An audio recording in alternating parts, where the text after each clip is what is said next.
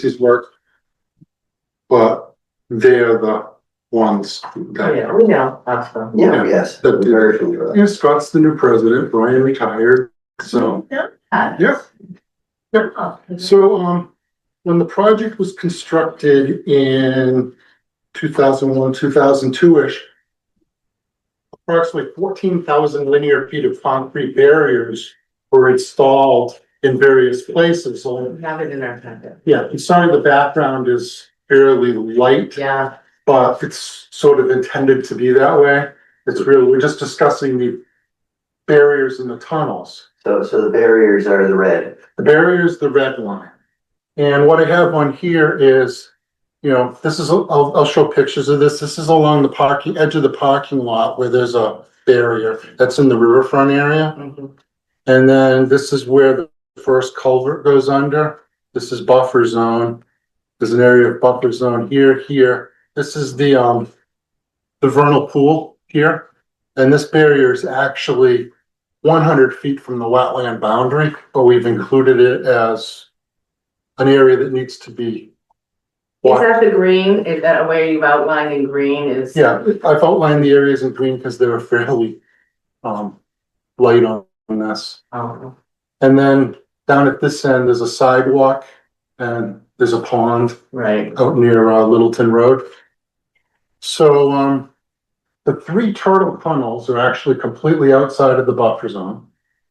And the work that's proposed there is removal of vegetation on the Beaver Brook side of each of these tunnels because they're sort of overgrown. There's some pictures that I have, bigger pictures of Right. some of these things. And that's T1, T2, and T3. Yes.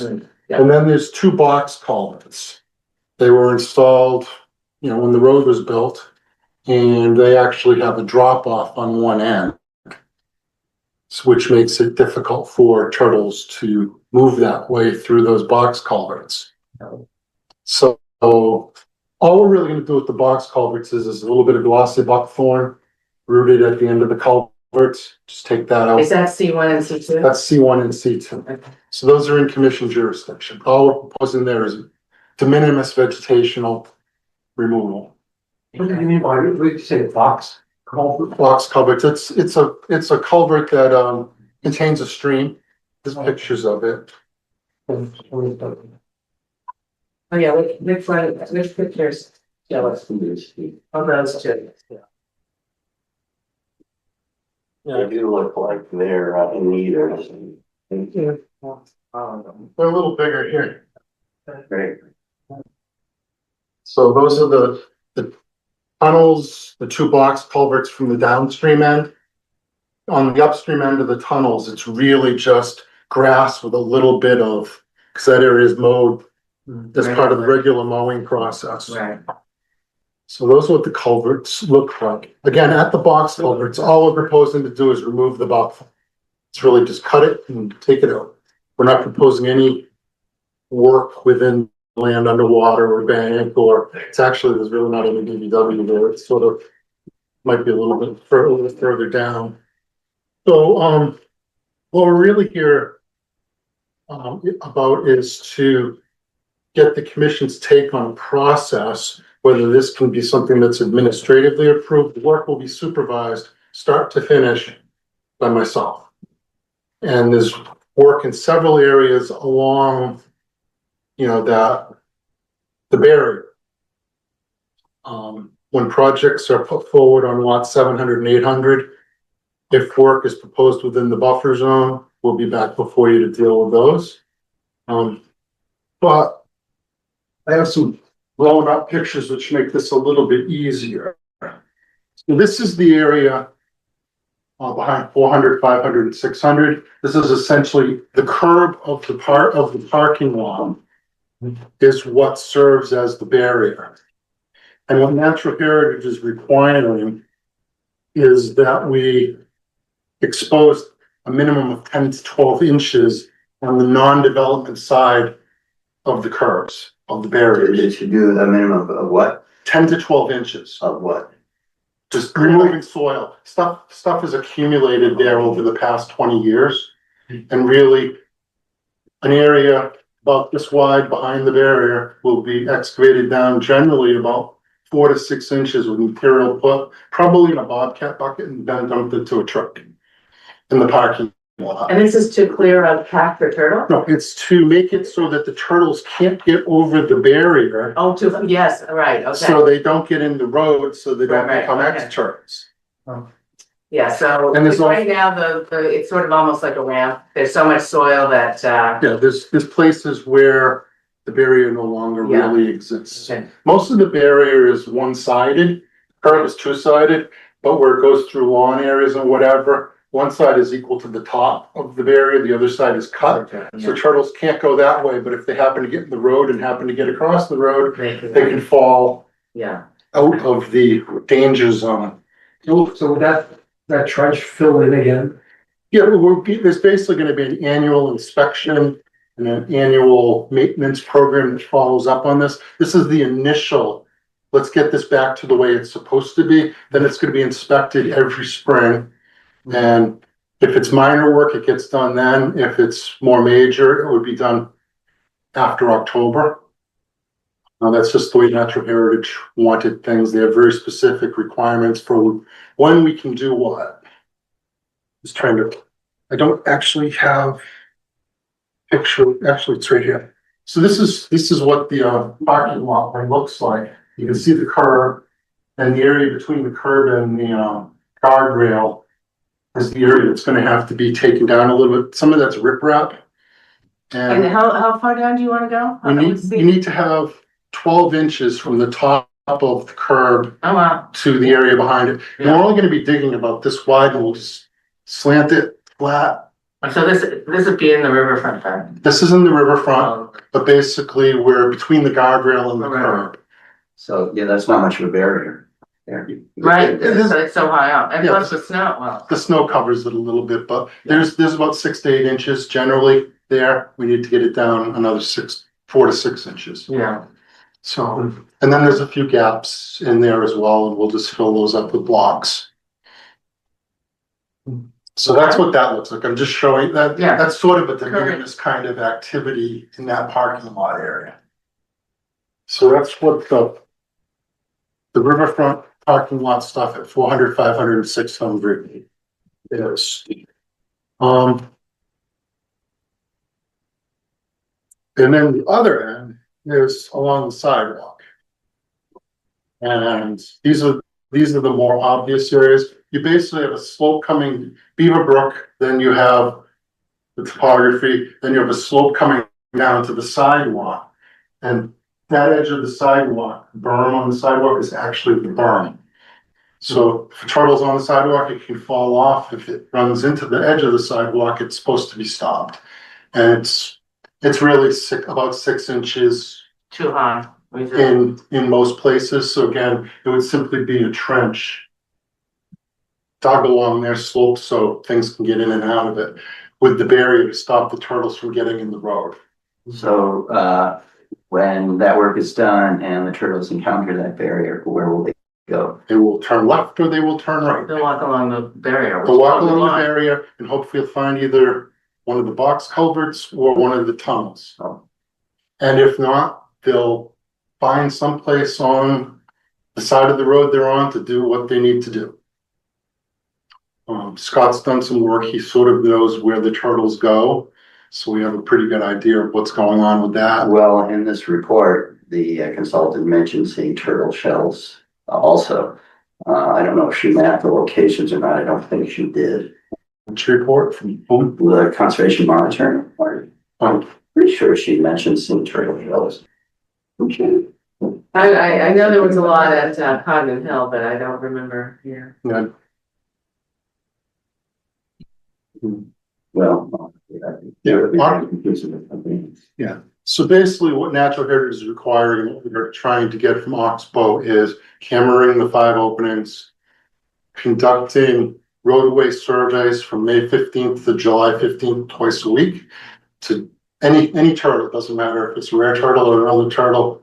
If it's found in the roadway during one of those, it gets documented with material going to Natural Heritage. And they're also going to do nesting surveys within the nesting habitat on the property, Oh, good. for 15 afternoon evenings during the nesting season to figure out where the Blandings turtles. Are they going to do actual trapping? I'm sorry, tracking. Yeah. They may do tracking. There are a lot of turtles here already that have transmitters on them from other projects. So there's like 4 projects going on around here that Oxbow's involved with, and they have pretty good information, and Mike Jones from Natural Heritage has a really good idea of what's going on around here as well. And yeah, so it's the 3 things: the cammering, the roadway surveys, and nesting area surveys. So when you say cammering, does that mean there will be cameras installed in the tunnels? There will be cameras installed in those general locations. And who gets to see that, where's the video go? Where, It's not a video. oh, it's just. It's gonna take a picture every minute. Oh, okay, and then somebody has to go and down. 2 months. Oh, okay, and then somebody goes and collects the camera and, It may be, okay, you know, I don't know how it gets from point A to point B.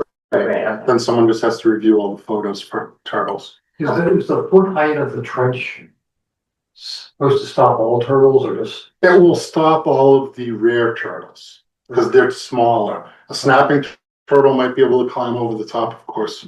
Wood turtles have been allegedly known to climb fences to some extent. So snappers. Yeah, it's not. Yeah. We saw the video. Yeah, 100%. That was bizarre. Yeah, and the rest of this, some of this is 700, 800. This is basically in lawn. This whole strip here, this is in meadow and field, and this gets up into thicket up here. So we have a wetland up here, we have the vernal pool wetland here, and there's some wetland that comes up behind 700 that projects these two. So do you know where the nesting areas are roughly? And so can you point them out? I cannot do that. That's the top secret probation stuff that, you know, people don't know this, but natural heritage records are not subject to the Freedom of Information Act. Mhm. You can review an element occurrence file in their office with a pad of paper and a pen, no camera, no nothing.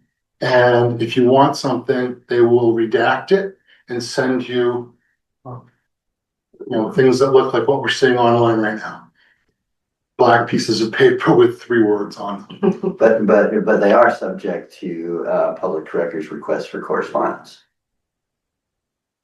Depends if it's covered, if it has specific species or location information, it's not subject to anything. But I think they just redact that. Yeah, they redact that, but yeah. So these are some examples of the balance of this. This is the road, this is the meadow next to the road, this is the meadow on the other side of the barrier. This would be dug down, this would be made flush so the turtle could get back over.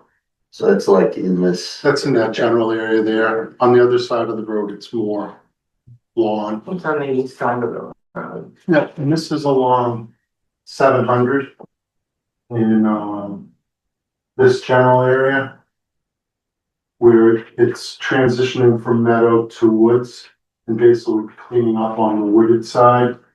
All we're gonna do is excavate the material out and cut any vegetation that overhangs it. And if a log fell across it, that comes off. Yeah, And we just cut it and put it back as habitat. But the soil and other debris would be put in a truck. there'll be a lot of trenching then. It's gonna be some work, yes, Yeah. it's all gonna be hand labor, it's gonna Yeah. be, intensive, and it's all gonna be supervised. Yeah.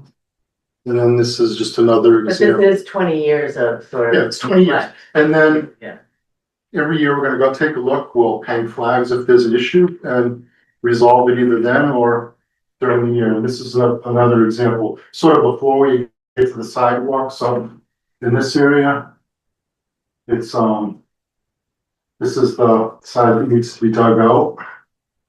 It's just, there's not a, it's Yeah, as long as the workers know which side needs to be dug Oh, out. there will be someone there standing, Telling them, yeah. telling them what to do. Yeah. Definitely needs it. So, yeah. Yeah. So the pictures showing, this is along the road, this is sort of in the woods. It's flush on that side, it needs to be dug down a little more on this side. Same thing here, this is, that stone or concrete? it's basically 4 to 6 foot long chunks of concrete that are about that thick and they go down over 18 inches. So like a curb. Curb stone. It's concrete. It's like a Jersey barrier almost, it's buried, right? Well, it's just a, It's just, but it it's just doesn't, a it 6 doesn't inch, flare. doesn't flare, it's just a Doesn't 6 inch wide by however deep it is. Yeah, And we argued next to some and it goes over 18 inches deep. So if we expose 12, it's not just gonna tip over. yeah. That's got it all. Thank you. So that's essentially what we're proposing. And obviously Natural Heritage wants this done before the turtle active season, which starts in April. A lot, And we have a lot of snow and it's around to, basically we're getting ready to mobilize as soon as possible, right, so that we can do the work promptly and get it done as soon as the ground's ready to do it, you know, as soon as Yeah. we lose the snow. Because the ground's already thawed under the snow. You know, as soon as the snow covered, the ground's not frozen under it. okay. So, but there's just a lot of snow. So that's the intent. And we can certainly provide, you know, when we're gonna start. And Yeah, we can provide the same completion report that we give to Natural Heritage to the commission. Can you provide us with a written scope of work? I can provide you with part of it. Just, I can give you a list of tasks. And I know I think you said earlier, then you're going to be developing a more comprehensive management plan, long-term management plan For, for, you know, the maintenance. yeah, that's actually covered. and annually, we were. Yeah, there's an annual inspection. Just putting it down. Where is that information? It's not in the papers that were provided. Oh, okay, Can you give us that? I can give you parts of it. Basically, it's a table that describes that's the annual work. So you can just look at that and it's, you know, we've worked it out. It's actually, this is space in there that says 5 feet. It's actually gonna be 10 feet. So, so we can scan this and email it around, right? What you just given us? Well, this is just for you to look at now. I just send you something that's safe. Okay, So basically, there's an initial plan, which is clean up behind the tunnel, the barriers, and clean up the tunnels and do minor vegetational removal at the 2 box culverts. right, and then there's trench along Yeah. the curbing, Trenching along the curbing. which we can visually inspect and see what they've Yeah, I done. think it's, yes, everyone's seen this. It basically just runs down and, Yeah, this is the playing field. It basically starts at the playing field and goes all the way down right, to the first box culvert and starts in the parking lot and comes all the way up and around and goes all the way up to Littleton. so, so I think you just said you can let us know when the work's been completed. Well, we can let you know when it's gonna start, yeah, and we can provide the completion report that indicates what work was done, yeah. who did it, and that kind of stuff. And did you say you could also give us the annual inspection report, We can work on or that. a part of it? Yeah, we can give you something to prove that the inspection occurred and what tasks were required as a result of the inspection. Because as you know, I mean, the Conservation Commission does hold the CR. Yep. So we do play some role. Yep, and then the second, this is report 1. Report 2, well, Natural Heritage wanted to get the roadway protected. Or the turtles protected from the From the roadway roadway. first. So that was the highest priority. That's their highest priority. There's significant existing nesting habitat out there that's adequate for them to use at this point. And quite honestly, they're using the lawns in some places over. Sure. And there's an area on the other side of the road which would need some maintenance, but they want to do this first, and then we'll put together another proposal to address nesting area habitat restoration. On one side, there'd be a little bit of invasive species removal and removal of canopy saplings to keep the area open, exposed gravel, bunch grasses, a couple shrubs for cover. Right, There's a really substantial area of that out there. right, which is, you know where that is. Yes, so is Oxbow involved in preparing that plan? They're involved in doing nesting searches this year for that. Yeah.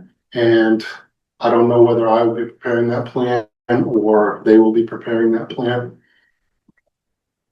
And there's one other activity that's required as a result of the planning board permit that was just issued.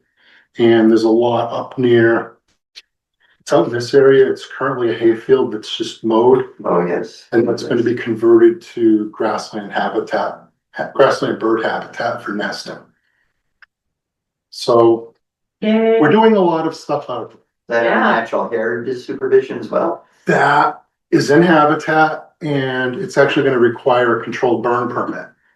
Oh, So that's going to be well addressed as well. So that's essentially what we were here for, basically. I think, To let you guys know what's going on, know how it's going to be done, know it's going to be supervised, and what else is going on. To protect your resources and protect the turtles that. Well, thank you. This update is very helpful. Yep. Appreciate knowing what's going on, and yeah, whatever you can provide us in writing, you know, through email, as far as the current scope of work. I'll provide a bulleted summary Yeah. rather than the full sentence. Yeah, just some. Give you a bulleted summary, and the table I think is mostly harmless, but I just have to look at that. yeah, I think this is really fabulous news. Yes, absolutely. Yeah. I think Yeah, this is really- we've been working on this ever since we went through MIPA a couple years ago, and Yeah. it took 8 or 9 months to get through the planning board. Mhm. And Well, congratulations, that seems to be done as well. that is done as well. And now we're just trying to meet all the commitments we made as part of those processes. Right, Well, that's what we like to do. And I met Mike Jones from Natural Heritage. He's the state herpetologist. And we walked the site and we discussed what needed to be done. And this plan is based upon our observations together.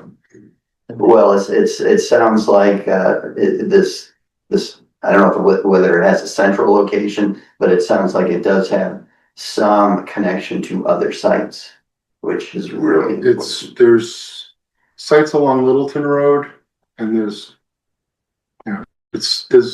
a lot. And as part of this process, that parcel in Harvard that is being donated, is going to be donated to the Harvard right, Land Trust. that's closer to Swanson Road, Ed, Yeah. yeah, So there's going to be 71% of this site is going to be protected in some manner, either through donation or CR or some Right. type of other. yeah, we're, as a Protection. commission, we're very pleased to see how that all has been So it's resolved. a 300 and something acre lot and 71% of it is Yeah. protected. Mhm. That's, Yeah. you don't see that very often. Yeah. Yeah, You're right. it's wonderful, So there's 5 potential buildings to be built, but they're all clustered. They're clustered in the best spots for development on the lot. yeah, So great, well, Yes. I think we're all, you know, Maybe, 100% how behind. do you spell your last name? ROCKWOOD. That's too easy, And that's an easy one. yeah, Just check. So, okay, so essentially we have the commission's permission. do we need to vote on that, It's, Are you looking for a phone? well, I'm just looking, I don't want all of a sudden someone to say, well, the commission never gave you authorization to do this. yeah, well, shall I have a motion to authorize, that the work proposed, be done?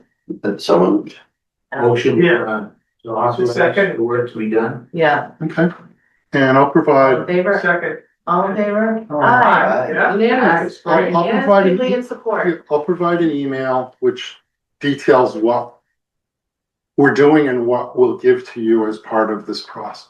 Okay, great. Sounds good. So Thank you. we want to be upfront and, so these things are sort of top secret, so just, yeah. They get really touchy-feely sometimes when, Well, especially when you have turtles right next to sidewalks, people can take them home for their kids' pets. I've actually, I don't know, and I walk that side all the time, and maybe in 20 years, I've seen 5 Blandings turtle walking along with curving, You mean living ones. living ones. Oh, good.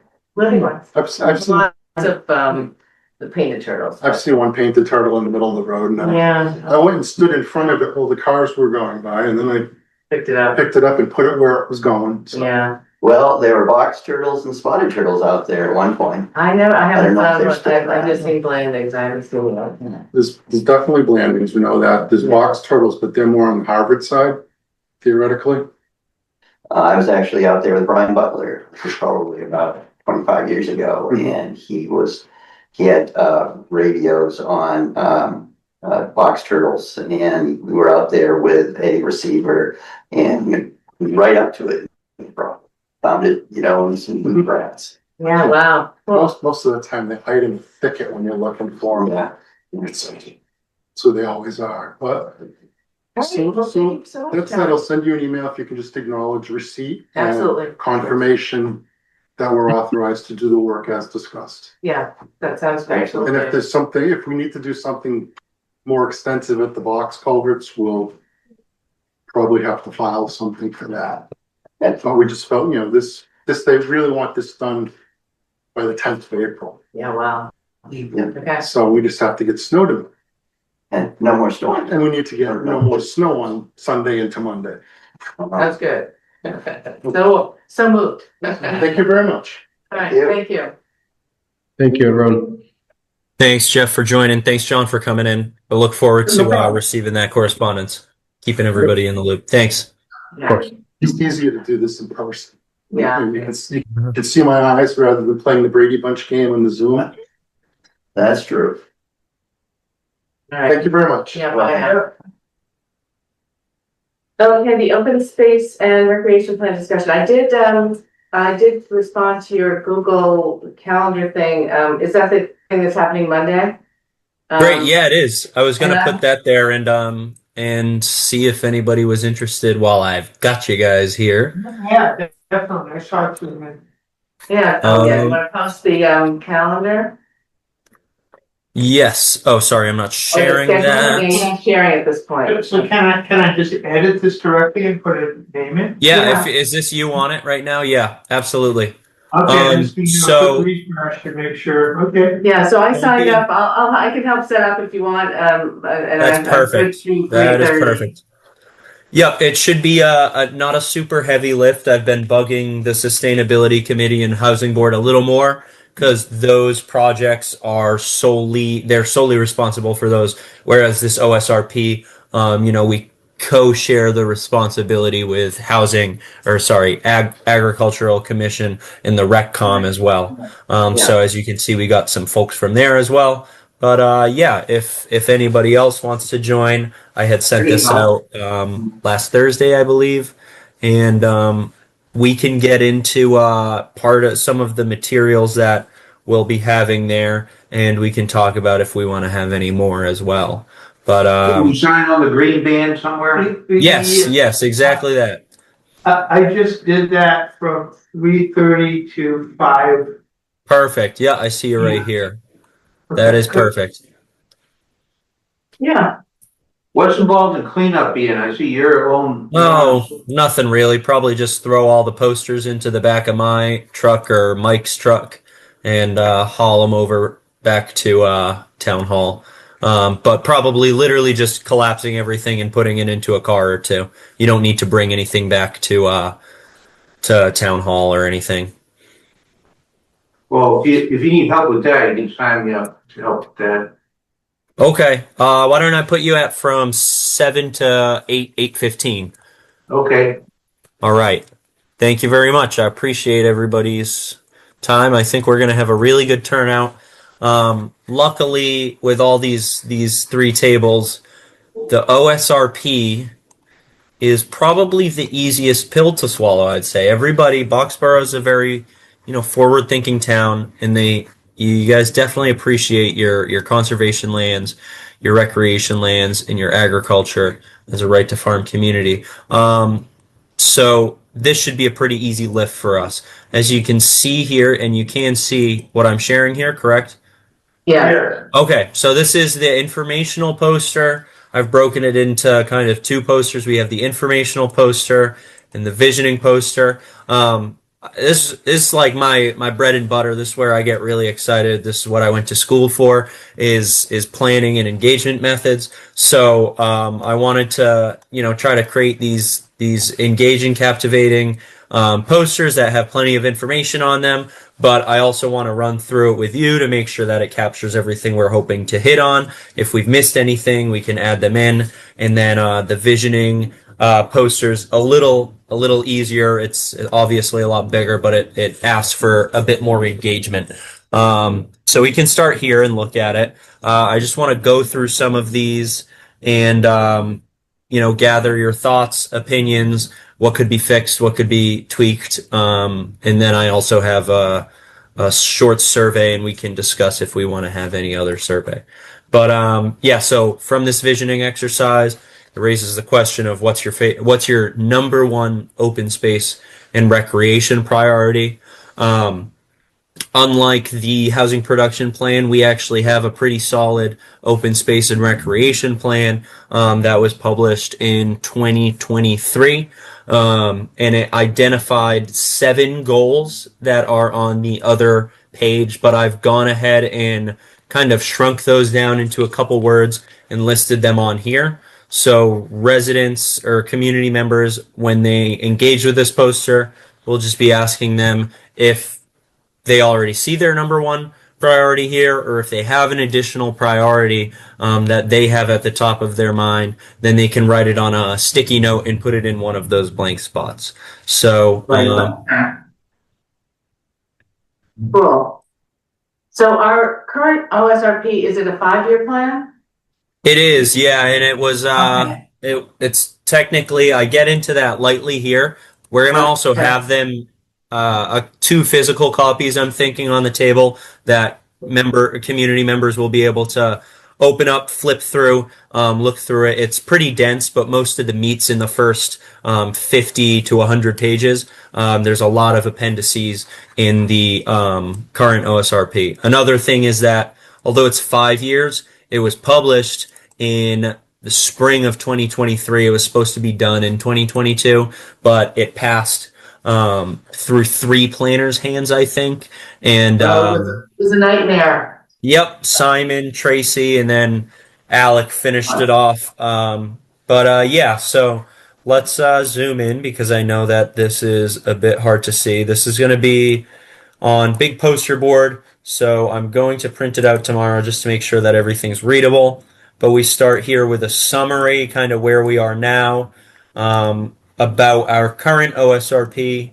Planning document provides us with blueprint for ensuring that current and future residents have ample opportunities for recreation and open space. That is actually pulled from our current OSRP. That is kind of the mission statement of it. Obviously, we're not at the process yet where we can tweak or change that, but if you guys would rather another statement that you think better summarizes our OSRP, by all means. The OSRP also keeps us eligible for state grant opportunities. I thought it would be a good example to pull in Perkins Woods here, because we got a land grant, LAND, from the Division of Conservation Services that allowed us to purchase that property. Yeah, please hop in. So I think, we talked a little bit about this the last meeting. I think the plan is to go for the 10-year OSRP. Yes. And do you say that anywhere on this information? Yeah, I wanted to, and I think I mention it here, but I don't explicitly say that we are now eligible for a 10-year OSRP. So I'm going to write that down, because I did want to include that. Make it a highlight. Yeah, right. We're going back one less time to to do this thing over again in 5 years, and the scope will be a bit broader. So, But it will be a little more expensive. yes, mention. All right, I will find a way to work that into the beginning there. If I or any one of us wanted to read some of this, OSRP before next Monday, is it available online? It is. Yeah, it is. It should Planning be board, pretty. I think it's under the planning board, I Let think me that's on look real commission's quick. webpage. is it? I think so. Yeah, that's what I'm thinking as well. Com. I'll Okay. send it around as well, but let's see.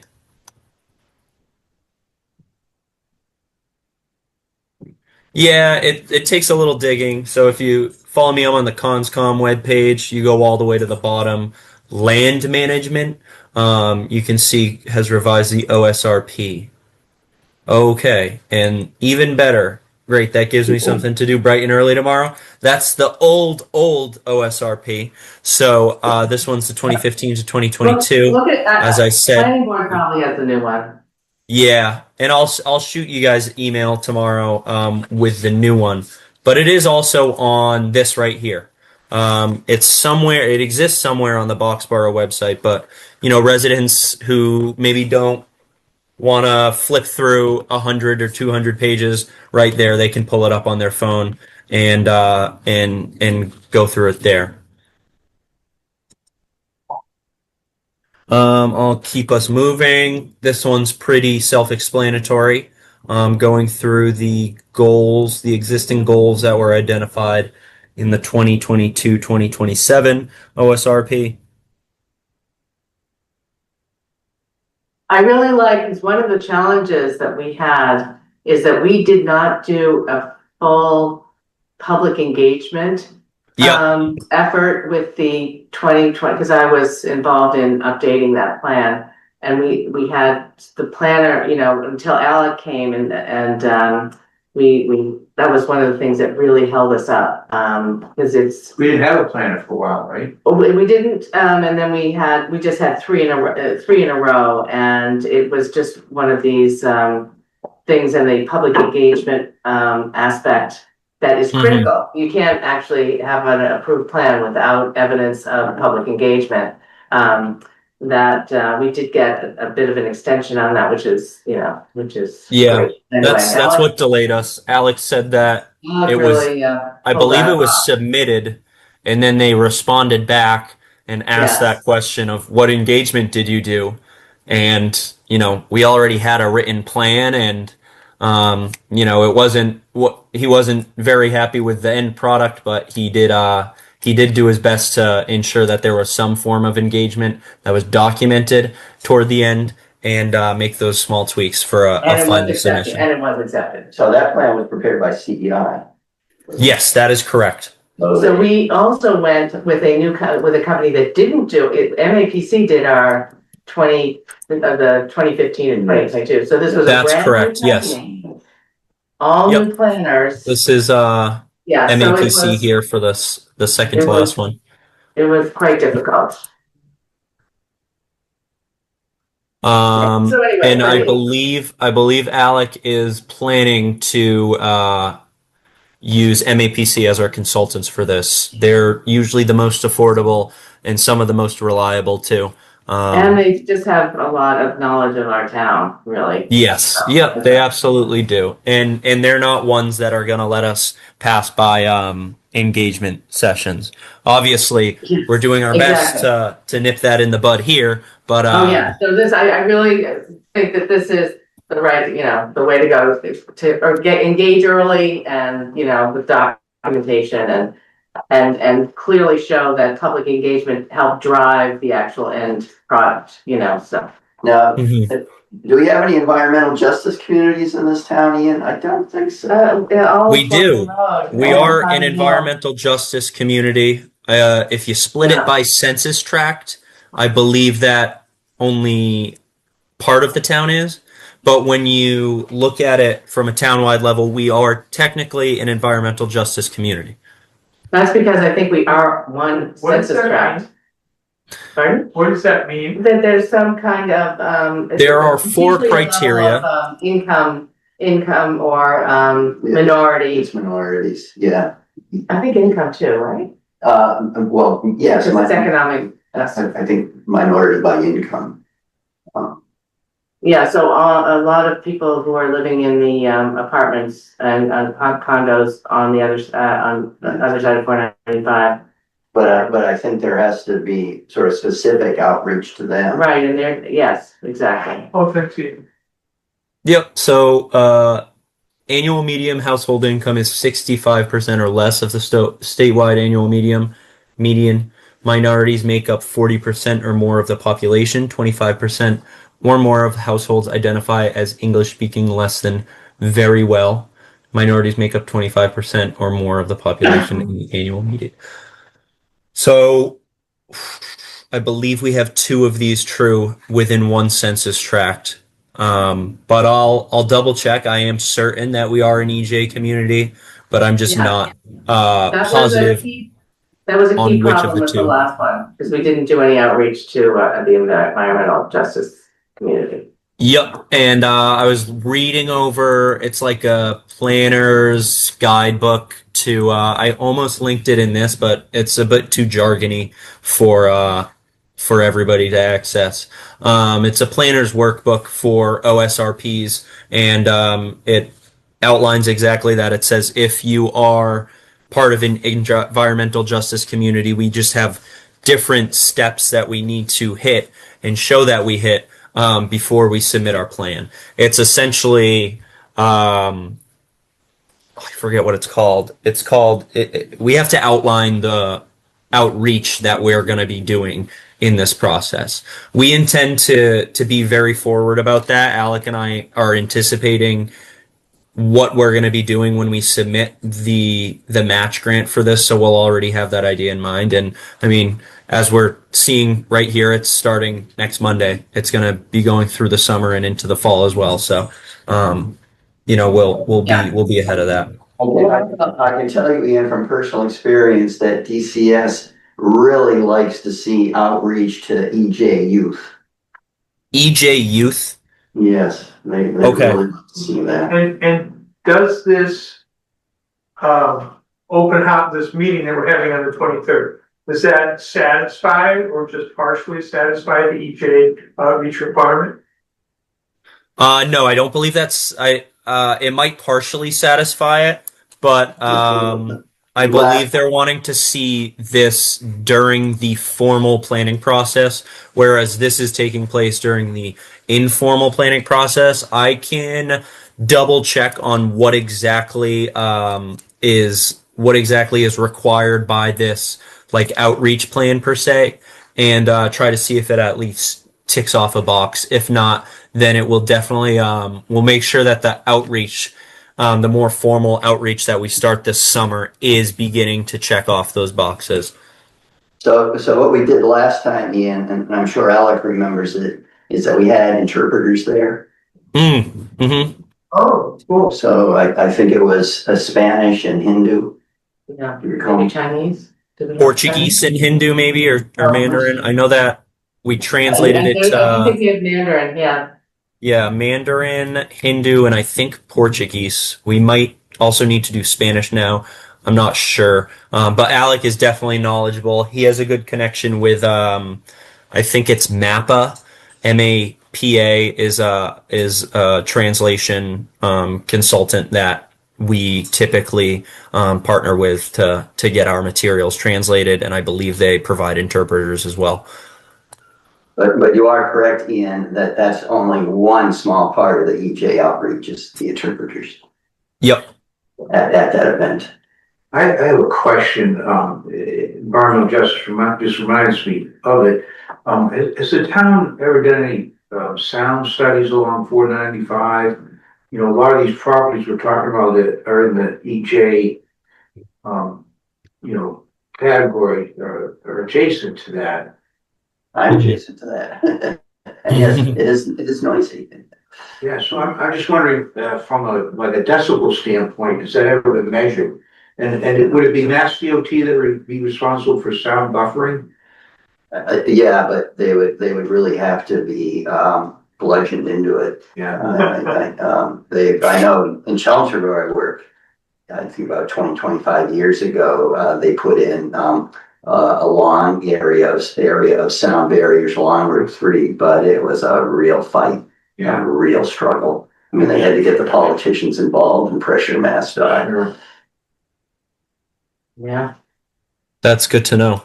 Well, it's just great that it's already in your, on your radar, and it's gonna be incorporated into the whole, process, which it will just make it go smoother and, Absolutely. yeah, with a better result. So bravo for getting a jump on it.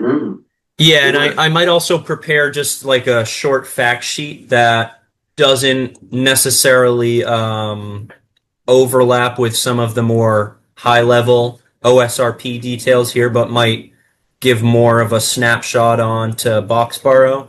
I did that a bit more with the housing production plan, but I saw that as a bit more necessary with the housing production plan to get ahead of that. Whereas the OSRP, I mean, as you can see in the middle, we're doing there'll be this exercise to ask residents where they're going in Boxborough. Obviously, didn't have significant space, but could edit some spots. So I'll continue here, and again, any comments, please just stop me. But so I'll actually start in the middle here at this exercise. I took two maps that CEI did, one showing conservation, open space, and recreation, and I overlaid it with the Chapter 61 lands, both 61, 61A, and 61B, to make this. I tried to make it as pretty as possible, but as you can see, there's a little shading and yuckiness from the overlapping. But it is as good as it got, and it shows essentially a lot of our privately owned agriculture land in 61A, our private recreation land in 61B, of which there's very little, and then obviously our conservation land under deed restrictions as well, our recreation land, and our open space that isn't necessarily under deed restriction, but possibly municipal owned, or both. Yeah, kind of hits a lot of marks, I'd say. With that, you have to be able to describe and discuss what each of these colors mean. So that's the goal of this bottom left corner, going through each of these and kind of just briefly within a couple words describing which each is and the purpose that they serve. Yeah, that's a good one. That's a good idea. But yeah, so the meat of this is going to be, imagine these dots have stickers on them. You're going to have green stickers, yellow stickers, and red stickers. And hopefully, through enough engagement, you'll end up with a pretty dotted map, of people who love to go to, Steel Farm, or people who think that, Wolf Swamp could use some improvements. We'll also have, some sticky notes as well, where they might be able to, small sticky notes where they can put on these sides here that can say, Wolf Swamp needs, better marked trails, or, what is this up here? 8090 Central is, Fort Pond Brook. Fort Pond, yeah, it needs this or that. So we'll have a good exercise going with there, and probably the most, this is kind of our survey that we're doing. Our main engagement method, aside from the more abstract visioning exercise, which we see here. So what is yeah? So Ian, so the blue is Chapter 61. 61, yeah, Chapter 61, just regular Chapter 61. So the forest land. So, but I don't see the cruising land. Cruising land is here. On Littlefield Road. Littlefield. But there's also some along the railroad. Yeah, This is the railroad here, is it, or here? So that's actually the magenta, his land is magenta. Okay. Yeah. You know what is probably going to be my easiest approach to this is physically drawing it on because I have these highlighters, but I do not have the patience to work with Photoshop Well, and to go parcel by parcel. it might be 61A, even though it is forested. I would have assumed that it Yeah, is. so you said cruisin', CUCRU, KR. KR. He actively managed that, did he? Yeah, he locked it. So are you saying, do you know exactly where it is right now, or should I find it on Access GIS? You mean where it's located? Yeah. Yes. Which I know the parcel is it? So, well, there's several. So if you see where Littlefield Road is, Yep. and you see the upper right of that, that's cruising land. Now that could be 61A. That's a large open field. Okay. The magenta, you mean? The magenta? The magenta. Yeah. So if you continue down Littlefield and then hit Depot, then there's magenta on both sides of the road. That's all, yes, that's all cruising, and that's all forested. And that's all depot, actually. Yes. That was, Littlefield, it ends, Littlefield is, it is deep. So Okay. I'll poke around and I think we'll probably have some files on these properties. Maybe it's just, hopefully it's just a couple there. 61 or 61A. Thank you for that. Obviously, I would not have caught that by being here for 8 months. Bet it feels longer. Okay, great. So this is, we have this part as well. Who guides the OSRP process? As we know, this is a shared process between Rec, AgCom, and the ConsCom. So I try to spell that out pretty clearly here. Also, I mean, you saw the sign up sheet. The AgCom and the RecCom definitely want to be involved in this OSRP as much as they can, which is really great. It does mean that we'll have to have our regular meetings and talk about the OSRP in the future, probably outside of those and with a joint committee meeting or commission meeting. But all part of the process. Eventually, we'll just be having OSRP working group meetings, led by people who are really excited about this, including myself. So I try to highlight that here. Residents, town staff, community organizations, other relevant boards, as well as the big three. But obviously relying heavily on public participation during all of these. And then stating that final adoption is subject to approval and review by EEA, specifically the DCS. So Ian, that reminds me, the paragraph right above that. So are you also doing a survey? Are you sending out a survey? Not really. I'll show you the survey. I can show you now. It's linked at the bottom here. This is the survey. It's to understand the engagement opportunities that people are looking for. So it's just asking, it's spelling this out. Your contact information will be solely used for OSRP related communications. How would you prefer to stay informed? And then do you agree to continue receiving these? I didn't know if I wanted a fully robust survey just yet, just because we haven't met as a joint working group to discuss what might be worthwhile. And I mean, obviously, staff, as you know, went ahead and made this, but I wanted to make sure that once we start making questions, that they're ones that we can agree on, that aren't leaning one way or the other, and can capture everybody's wishes and desires. I think in the 2015 to 2022 plan, I think MA's PC, I could be wrong about this, my recollection could be faulty, but I believe they prepared and sent out a survey. Oh, okay. But That's very good to know. I think, probably I wouldn't hurt to think, check. yeah. I was also reading, once we get the committees together, I'll be able to present, a couple sample scopes of work that MAPC provided to us of recent OSRPs, and those were super helpful in my understanding of the process. Not only the applying for the TAP funding for that, but also just the entire scope of the project. So that's and Appendix A. The survey is an Appendix A there. oh, great, 106.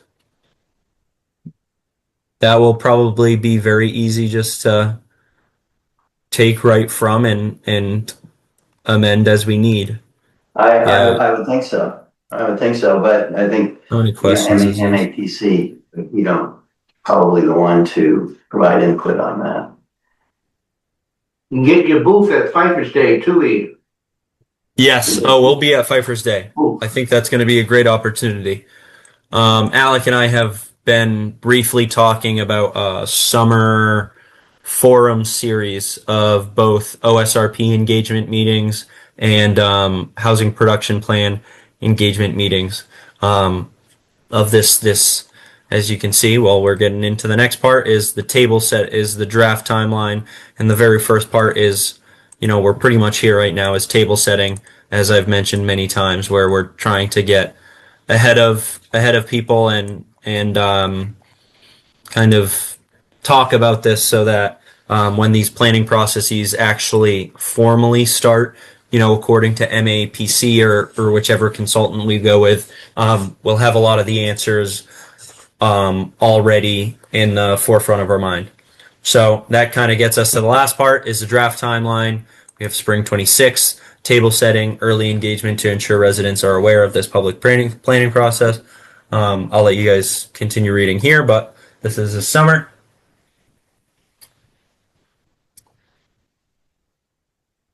What do you think the working group for the OSRP would, like a couple from each of the three committees, any at-large people? Have you thought of that? Yeah, so it would definitely be chaired by one person. We could decide as a group if we want to chair. I tried to look at the past two that we did from 2017 or wherever it was, and as well as 2023. I didn't see a specific chair. If we want to continue with that, we can, but it'll ultimately, I think, be a decision made jointly between the AgCom, ConsCom, and RecCom, whether or not they want a chair. But definitely those three commissions having an equal say in it, and then bringing in at-large members, community members, organizational members, obviously ex officio, town staff, and so on. But yeah, I think if I go here, this is what I've been using, is looking at the second page in this. You have about a dozen or so people, and even more for the second to last one here.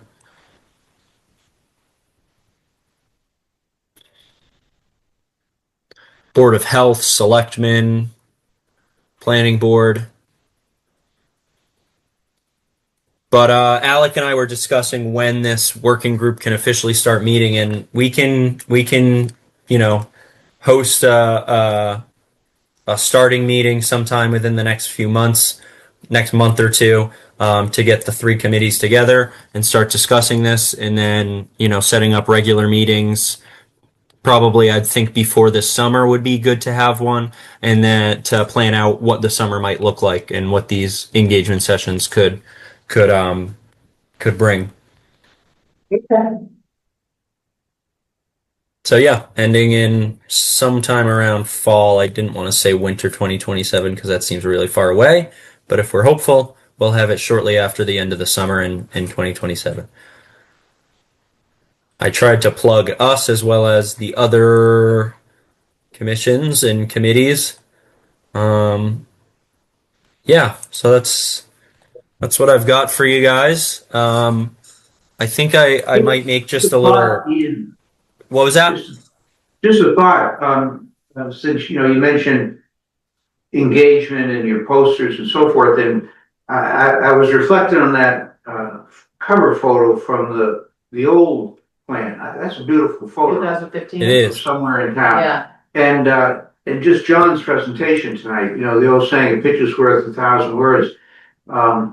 Having some kind of photo record of these properties, maybe we have that, but it's partly promotion, but partly awareness building, because there's some real beautiful spots.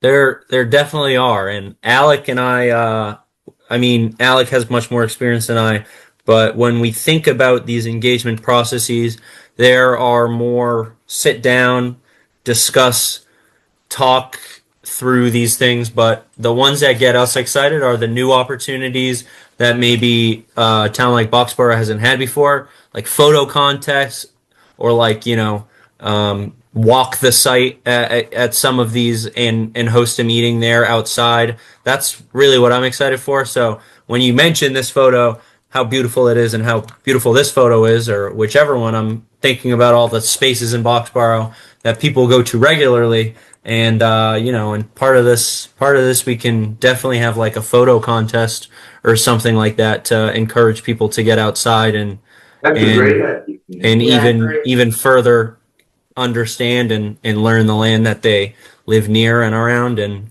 capture it, and hopefully we can use it in our final plan. Well, really great. This sounds like a really promising start. Very Absolutely. impressive. Absolutely. So the commission members will have to just think about if they want, it would be good to have, what do you think, like a couple of commissioner members for the OSRP? Yeah, I think at Something least like that. two, and we'll see. Okay. We'll see what the other commissions think. The time that they'll be willing to put into it. Right. And I think either three kind of co-chairs or one chair. That's not my decision to make. It's you guys jointly. I might be running one of those or two of those first meetings before passing the torch if there is a chair. But yeah, we'll have to see. We'll set up a time over the next, probably we'll say before May. I'd like to have our first meeting, or at the beginning of May. But before that, getting the commissions together to talk about how they'd like to format this. But I know everybody is already engaged in this. We met briefly with Owen last week, and he's very excited for this. And we're going to obviously have an opportunity to chat about with Hillary at next Monday as well. And I sent this all to them and asked for their comments as well. To make sure that this is, as balanced as possible. It's a little tricky. I give staff support to you guys. We're now trialing staff support for the AgCom in a slightly reduced fashion than it is here. But yeah, it's obviously you guys get the FaceTime with me where I'm able to present this, and they don't. So I try to keep them in as akin to this stuff as knowledgeable on this as I can. But So Yeah. just one more thing, Ian. Yeah, So please. I know I should know the answer. I know I should know the answer to this question. Do we have a commission on disabilities? I know we have an ADA officer, and I know that he would have the answer to that.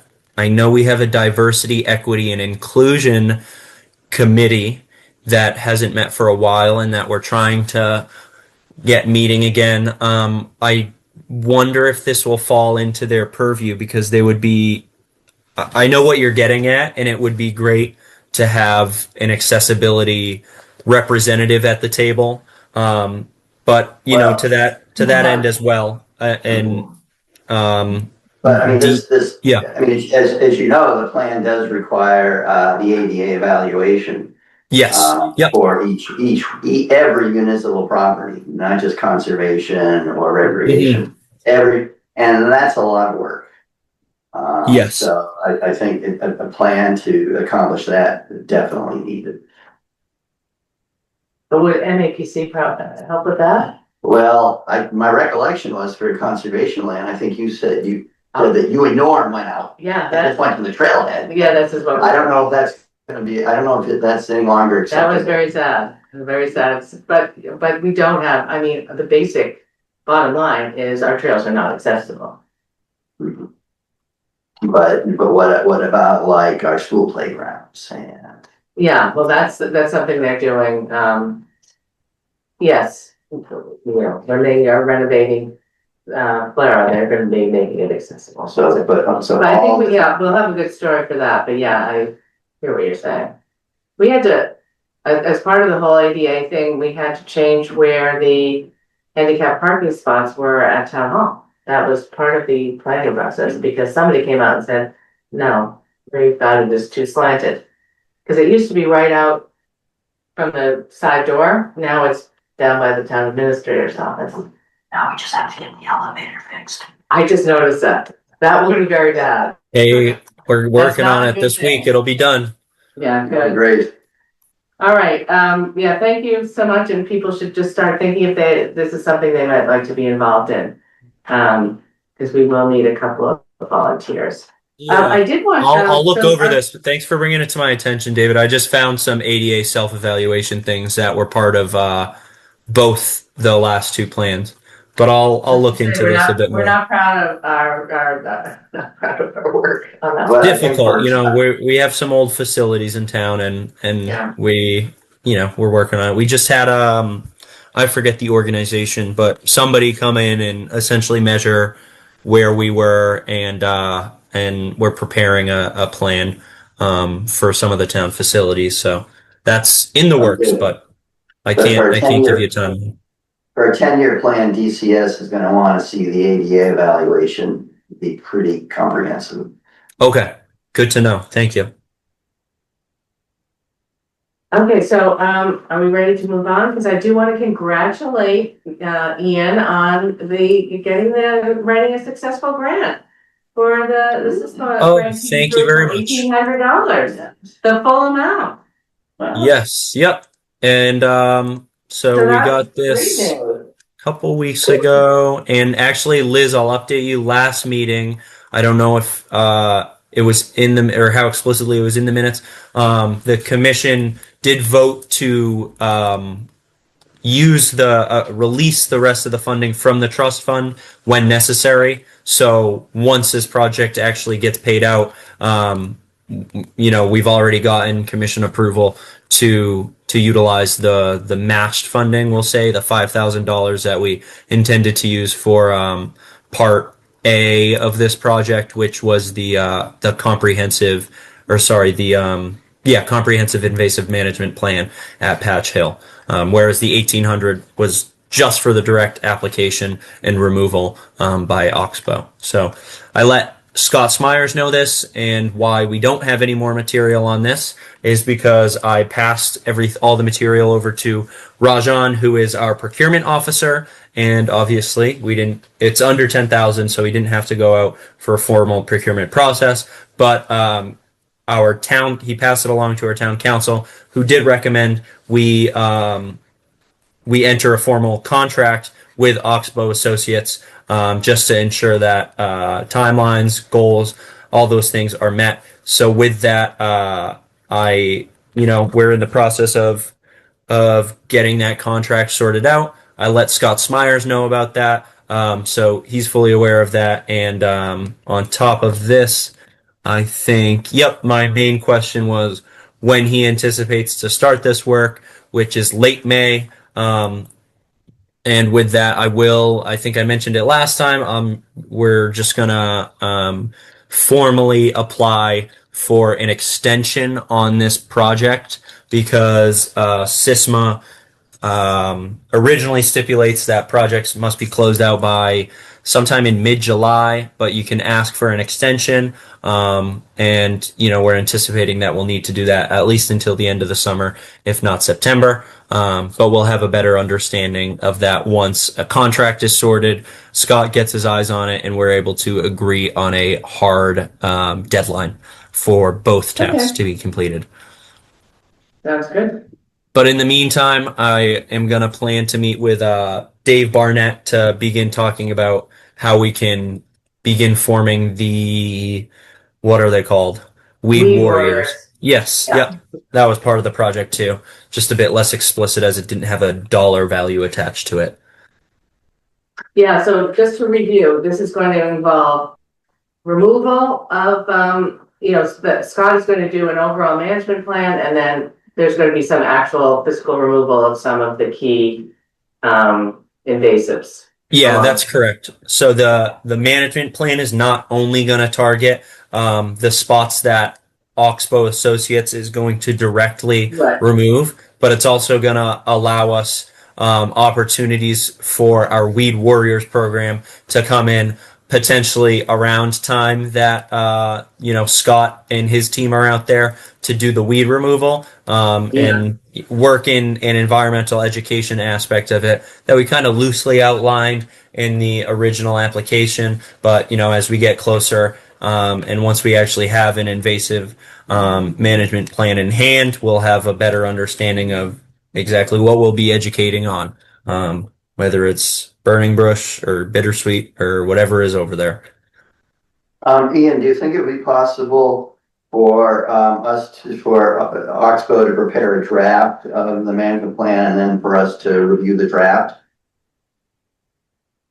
Yes. I know that wasn't explicitly in the grant. Yeah, you mean like around the time, like as soon as they have a draft going later in the spring? Yeah. Yeah, because they're gonna do their I don't have the original scope of work here, but they said that they're gonna do mapping and their typical things to detail the area, and then they'll be preparing that. But I definitely will get a draft to us that we can look at as a commission before we approve the final project. And I certainly think that's a feasible and doable ask, and I think Scott will understand that as well. Thank you. Okay. Any questions? Yeah, really, just great work. Heaven knows Patchen needs it. Heaven knows it needs it. Yeah, that's right. So I see conservation trail maps project is the next one. Yeah, so I wish I had more to share on that, but as of right now, still a work in progress. I did get access to ArcGIS and Esri account less than a week ago, last Friday. So I had to do my homework this weekend and catch up on some of the tasks that I once was fluent in, but I am definitely getting the skill back. I'm gonna have Alec package up those files that we do have, all of the shape files and maps that the town has on hand. Send them over to me. I'm gonna get a look at them, and once I have a better grasp on it, I'm gonna once again meet with Dave Barnett and Rich, and we're gonna coordinate some deliverables. But also, in the meantime, snow's beginning to melt.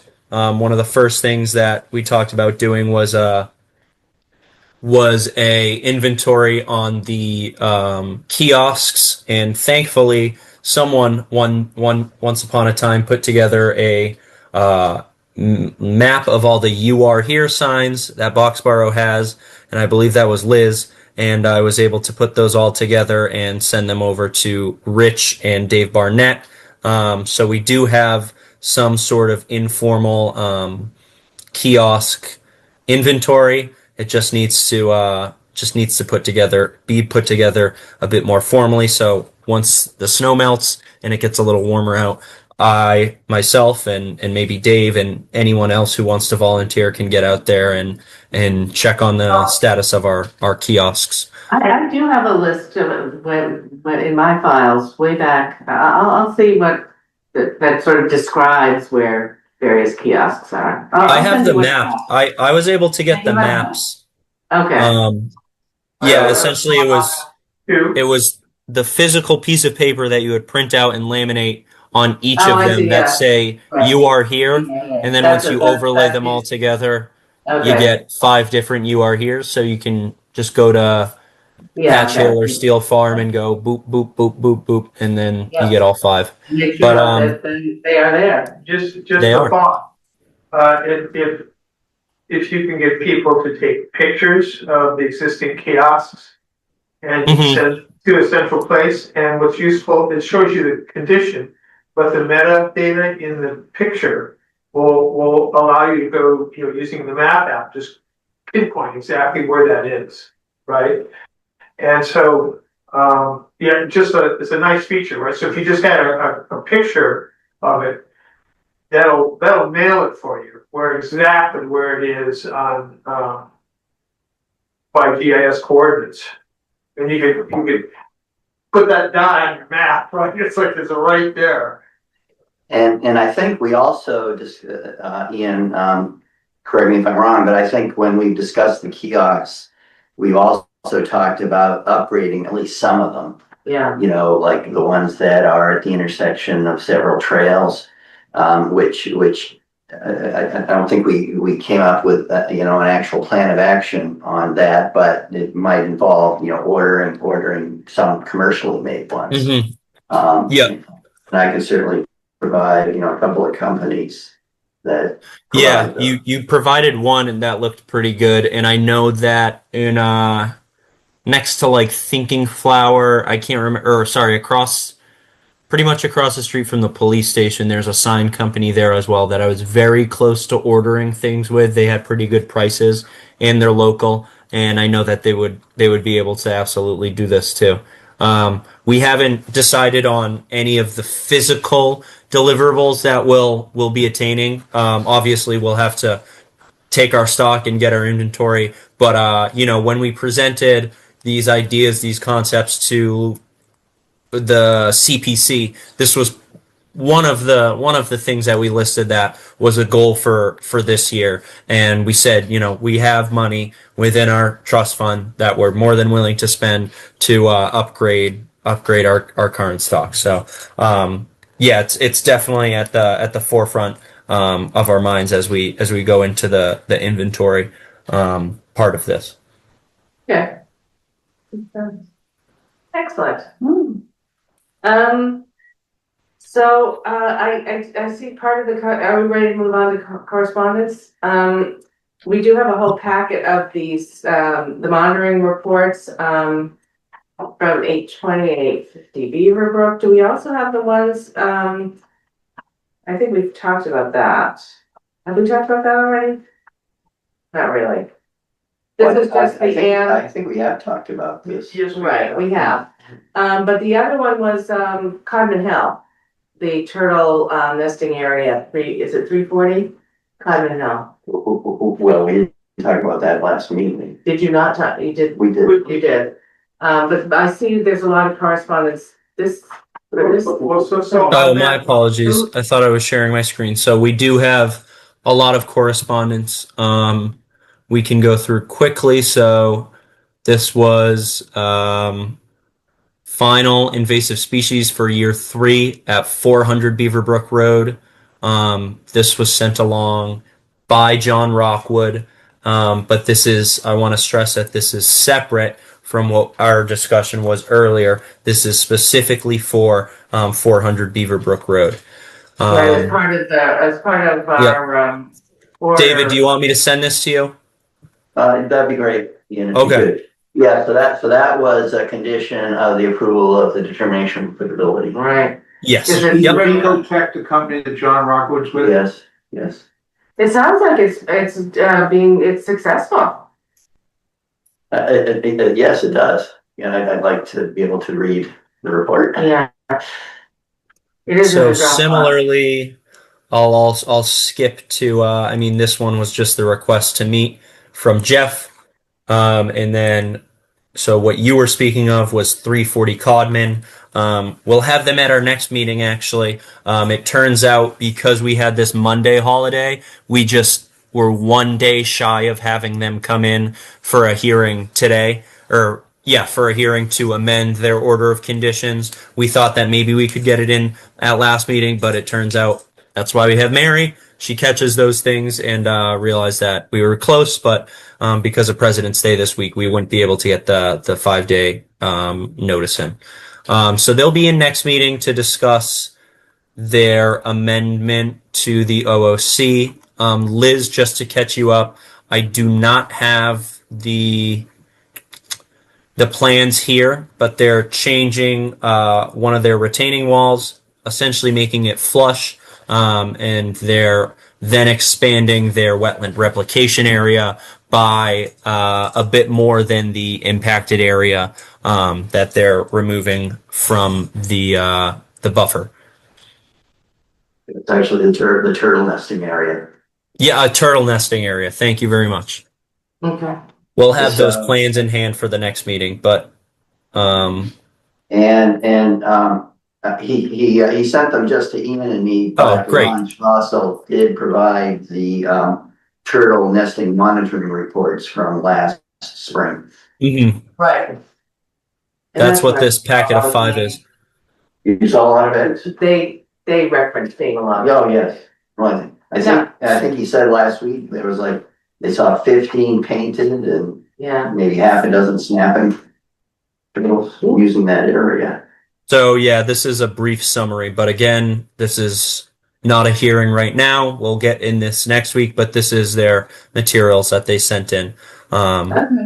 Their full packet. And then, as David was mentioning, we have reports from a couple different dates in May and June of last year on the monitoring that was done at the area. Yeah. Little turtles. A lot of turtles in Boxborough. I'll finish these very quickly. We'll have, this is council's feedback. I think I showed you this. It's our opinion that we should enter a contract with Oxbow Associates. Yep, we got through this. And then, I did want to bring this to your attention. There's little we can do on our end. So Liz, while you were gone last week, I asked the commission if they wanted to recommend one of the 2 CPC articles that the Community Preservation Commission put forward, because they put together a alternative article for $10,000, which, as we know, was not the original amount that we requested. We don't need to get into too much detail, but we originally, prefaced this before we kind of recognized this coming OSRP. There were a lot of projects that we had in mind that would benefit from an additional inflow of cash for 1 year. And the OSRP then kind of became the focus of that.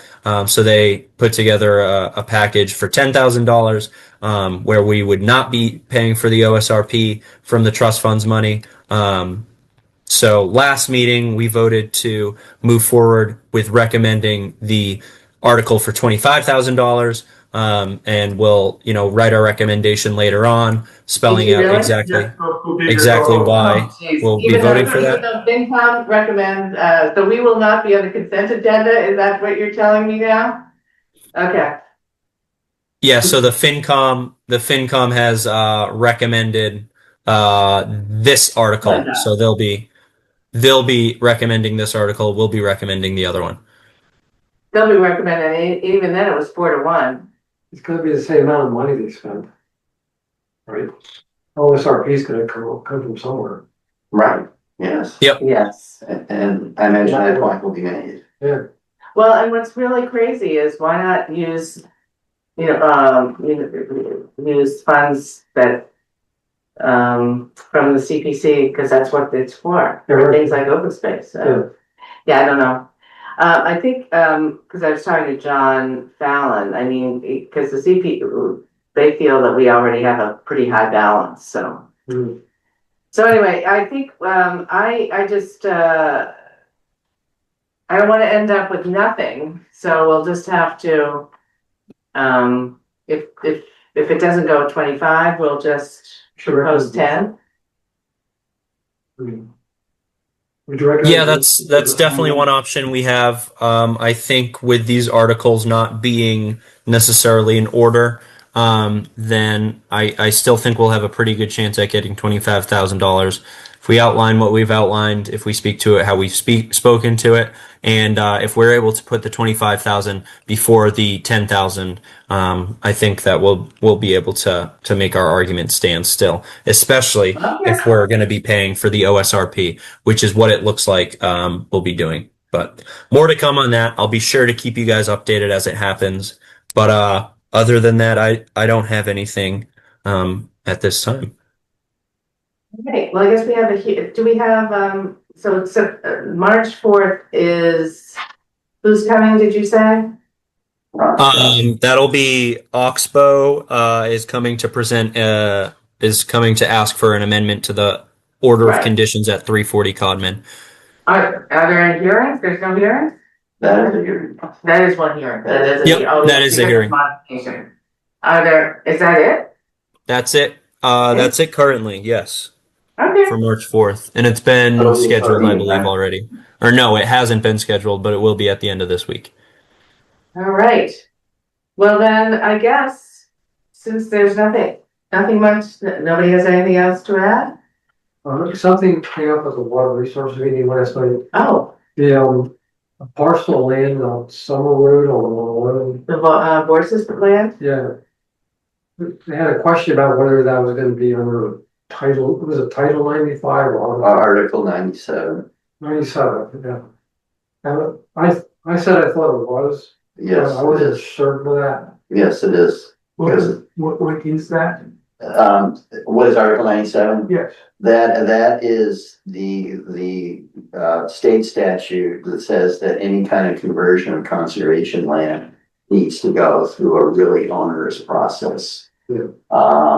Because for some reason, because it was time sensitive, this donation of land, this land was donated to us. Mhm. And in order for the town to accept a donation, it has to go through town meeting. But they needed it to get it done for a certain for tax purposes sooner. So for convenience, and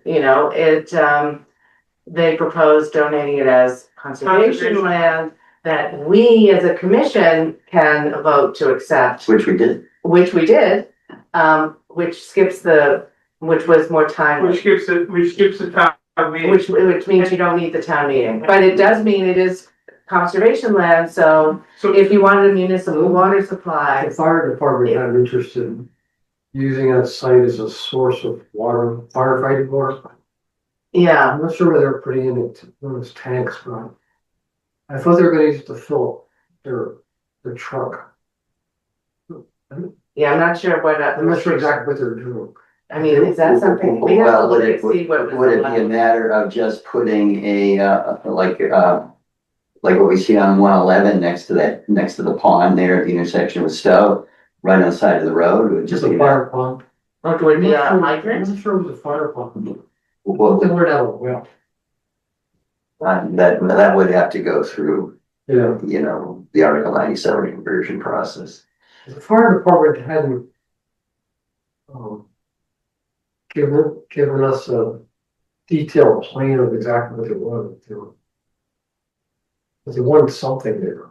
Yeah, well, that would be infrastructure, right? That would be infrastructure, that would be, that would not be allowed. Right. Well, not without going through No. a really onerous process. Yeah.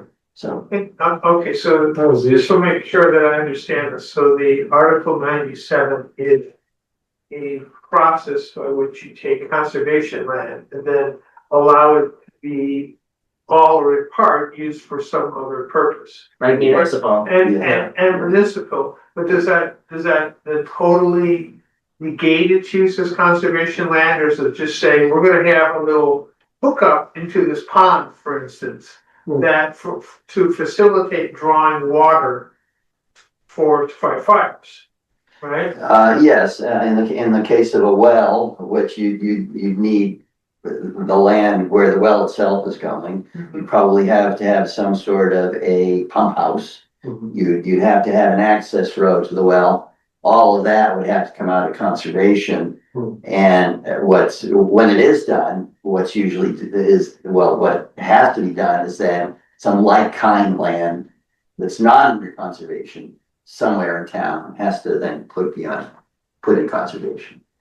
So if that's what is wanted, we should start that, the process should start as soon as possible, if that's what the ultimate goal of the property is. Yeah, I think we have to see some definite plans from the fire department, because I haven't really.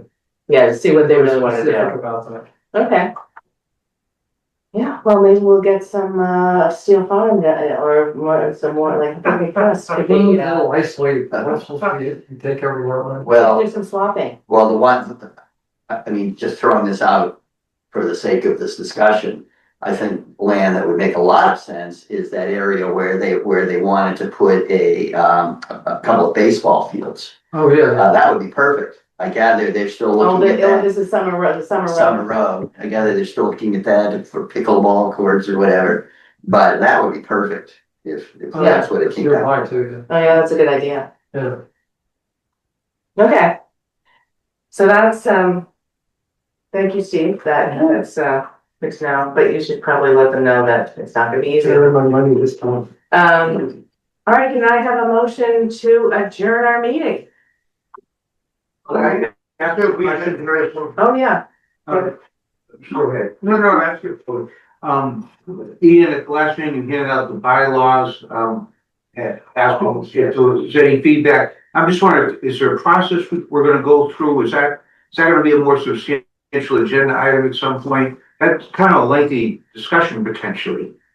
Yes, yeah, it absolutely is. And I mean, we have a hearing next week, and I'm thinking that if we continue in this kind of dry spell of no hearings, then I'll let us know in advance of our following meeting, so everybody is able to do their homework and look at it, so that we can walk into that meeting and have a more robust discussion.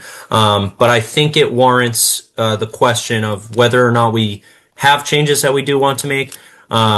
Whether they're substantial enough to take them to a town meeting. I'm not sure the timeline, but I think we still have time if we wanted to go into,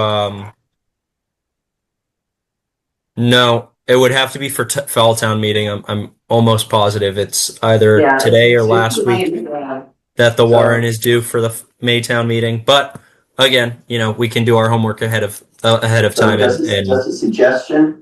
The way this sort of thing is often done is for the commission to appoint a subcommittee, say maybe 3 members, who would review this. The subcommittee would have meetings, review it, and then come back with recommendations to the full committee about changes to the bylaw, which would require town meeting, changes to the regulations, which the commission can do outside of town meeting, just requires a public hearing. So I think rather than have the whole commission deliberate on this over the course of several meetings, I think the better way is to do a subcommittee. Makes a lot of sense. Yeah. I agree. Thank you for bringing that up. That completely passed me. But yeah, so think about it, and like David said, we don't all need to deliberate together. But for those of you that are interested in it, we'll have this discussion at a later time. But definitely continue thinking about it. There's motion to adjourn the meeting. Second. All in favor? Aye. Thank you, everybody. Thank you, Ian.